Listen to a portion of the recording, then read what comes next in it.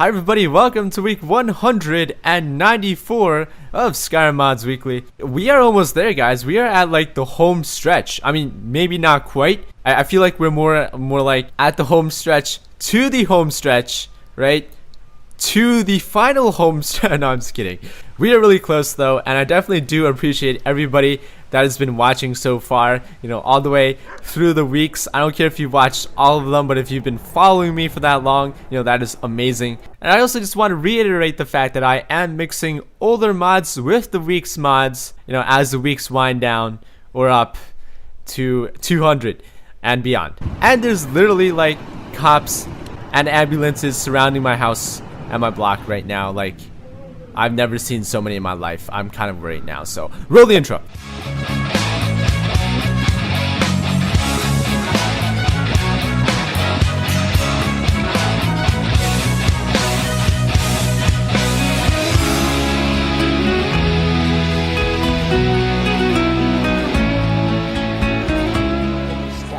So how many of you guys remember back in the days of Oblivion when you talked to an NPC and the camera kind of just zoomed in, all up in his face for this really personal and intimate and, dare I say, immersive conversation? You could feel the connection. It's like me and the other person are the only ones that exist in the world, and I could just stare deeply into his eyes and just get lost and no homo. Well, that was something that I really liked and I felt was really original to the Elder Scrolls series, and I was really ashamed that it wasn't in the Elder Scrolls Skyrim. But wait, what's this? Somebody's made it for Skyrim, and it's called Face-to-Face Conversation, a mod that decreases your field of view when you engage in conversation, creating a zoom effect, and the farther away you are from an NPC, the more it will zoom in. And of course, these values can all be set in the MCM menu.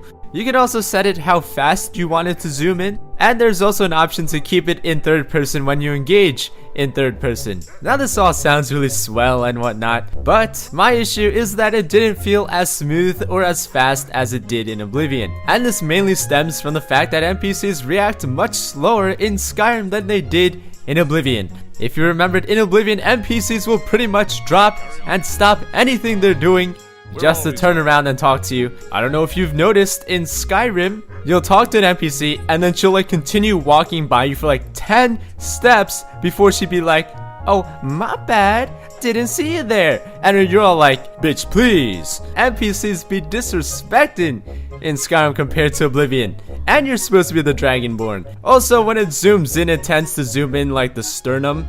And like, I want it to zoom in on their face. But other than what I just explained there, this is a pretty half-decent attempt at imitating what was once a great feature in Oblivion. From the creator of the Artifacts of Boethia comes another quest mod that allows you to obtain weapons from previous Elder Scrolls games. This one is called Nedhigoth the Butcher, and it begins at the home of Platus Vedius. So this man was unfortunately ambushed by Bosmers. They ran away, hid in a cave, and the Whiterun guards don't want to go in there because they're racist. God, just because they're Bosmer doesn't mean they have to be cannibals.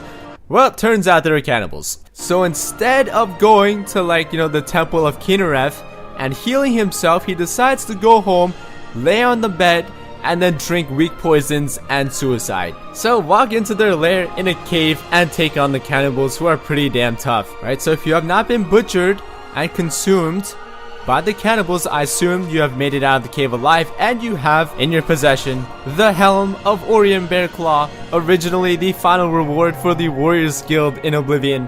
The Skull Crusher, originally from Marwyn, fortifies your carry weight by 15 points, resulting in 0 weight while equipped, which is pretty awesome. Aengoth's Bow, right, a very beefy looking bow that has a chance of paralyzation, and Nedhigoth's right hand and Nedhigoth's left hand, which are two Bosmer bone swords, which when wielded together absorb 25 points of health and can be recharged by killing enemies, right? Not to mention an unenchanted Kukri, I think it's called, and a machete. And with all these armors and weapons on, you're gonna feel like a psychopathic cannibal.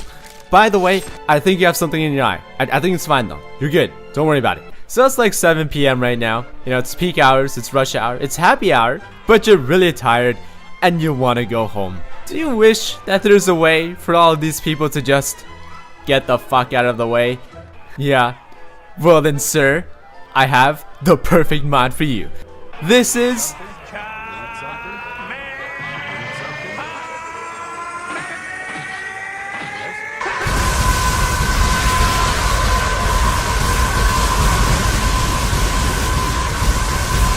12 seconds later. a mod that allows you to relentlessly and psychopathically murder everybody in the room. Now, just in case it wasn't obvious, please do not do this at home. Don't do this in real life. Or you're gonna look like an idiot trying to Kamehameha. It may not be the fastest way, but it definitely looks like the most painful way for them to go. I'm no psychopath or anything like, right? So the next time somebody starts a fight with you at the bar, you know what to do. So as you may all know, there are only 4 types of home mods in Skyrim. You have the large mansions, the small immersive homes, igloos, and then there's the ones where you're perpetually surrounded by sleuths who occasionally undress and walk into bodies of water. This one, my friends, is definitely the one where you're perpetually surrounded by sleuths who occasionally undress and walk into bodies of water. This is the Underground Bathhouse and Paradise Valley by Andragon, a mod that adds a hidden valley in the fields of Whiterun that cannot physically possibly exist, but who the fuck cares anyways? So in this beautiful valley, there are lots of things to do, like sunbathing. But who the fuck really cares? Let's walk into the bathhouse. Behold, the most aesthetic and the most classy bathhouse you've ever seen in Skyrim. So I'm guessing this place sort of serves as a getaway resort. You know, you've got saunas, you've got pools everywhere, you have guest beds, you know, like a torture room. It's a very interactive player home. You know, you can just about lean on and interact with like the walls, the sink, the areas around the pools, the benches in the sauna, the torture devices. Even the NPCs are highly interactive. You are only allowed 10 NPCs to live with you at a time, but luckily you can choose exactly who they are. You can talk to any of your followers to have them live there. You can assign them different jobs like being a guard or working the torture chamber. You know, it's all up to you. And you know, if somebody is being a bad girl, you send them to the torture chamber. Plush, you've been a bad girl. A very bad girl. Plush, you were actually a midget the whole time and you weren't even a chick? Holy shit, my life has been flipped upside down. And I'd like to take a minute, just sit right there. I'll tell you how I became the prince of a town called Bel Air. So anyways, if you're looking for a great place to relax and torture girls, this is pretty much the perfect option. So Skyrim is supposed to be a land filled with strife and civil war. We hear about the guards at Markarth struggling with the Forsworn, the guards in Whiterun struggling with the bandits.